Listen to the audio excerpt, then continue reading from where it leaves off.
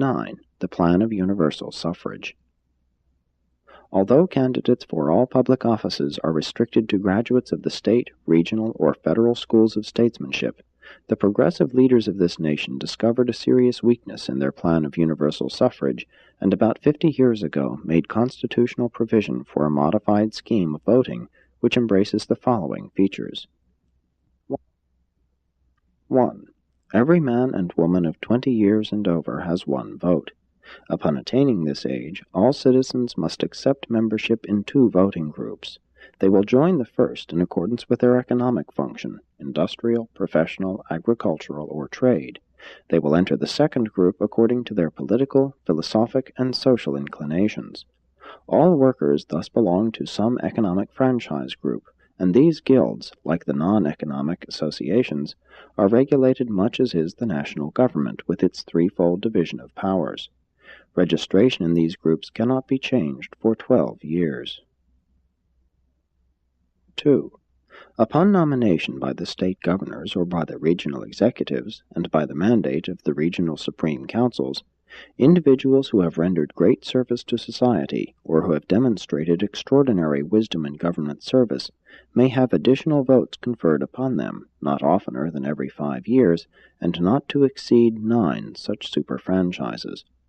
The maximum suffrage of any multiple voter is 10.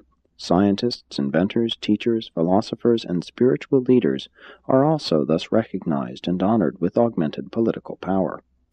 These advanced civic privileges are conferred by the state and regional supreme councils much as degrees are bestowed by the special colleges, and the recipients are proud to attach the symbols of such civic recognition, along with their other degrees, to their lists of personal achievements.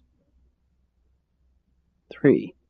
All individuals sentenced to compulsory labor in the mines, and all governmental servants supported by tax funds, are, for the periods of such services, disenfranchised.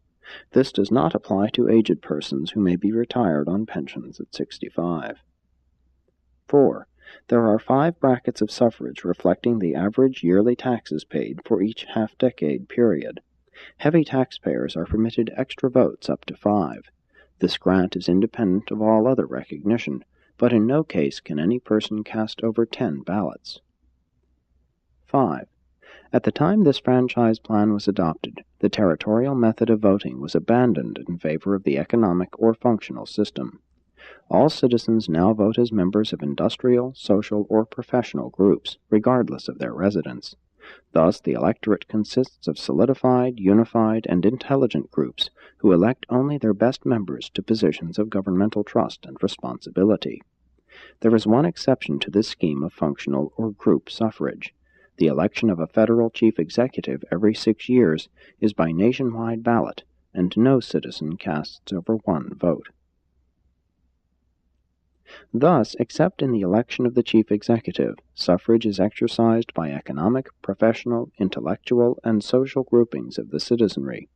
The ideal state is organic, and every free and intelligent group of citizens represents a vital and functioning organ within the larger governmental organism.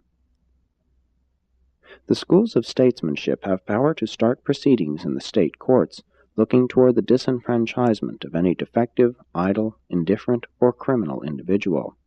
These people recognize that, when 50% of a nation is inferior or defective and possesses the ballot, such a nation is doomed. They believe the dominance of mediocrity spells the downfall of any nation. Voting is compulsory, heavy fines being assessed against all who fail to cast their ballots.